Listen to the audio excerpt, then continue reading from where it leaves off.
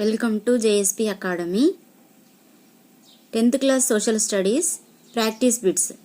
మలబారు తీరము ప్రధానంగా ఏ రాష్ట్రంలో ఉన్నది? Option B Kerala. Next one, Deccan పీఠభూమి యొక్క ఉత్తర సరిహద్దు. ఆప్షన్ ఏ సాత్పురా పర్వత శ్రేణులు. నెక్స్ట్ వన్, గంగా సింధు మైదానంలోని తూర్పు భాగం ప్రధానంగా ఈ నది వల్ల ఏర్పడింది. ఆప్షన్ బి బ్రహ్మపుత్ర నది.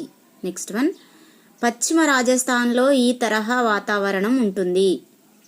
ఆప్షన్ ఏ శుష్క. నెక్స్ట్ వన్, క్రింది వానిలో పూర్వాంచల్ పర్వతాలలో భాగం కానిది. ఆప్షన్ బి అన్నామలై కొండలు. పూర్వాంచల్ పర్వతాలలో భాగం అయినవి ఏంటంటే పాట్కాయ్ కొండలు, నాగా కొండలు, మిజో కొండలు. గోవాను ఆనుకొని ఉన్న తీర ప్రాంతం. ఆప్షన్ ఏ కొంకన్ తీరం. నెక్స్ట్, పూర్వాంచల్ పర్వతాలలో భాగం కానిది అన్నామలై కొండలు.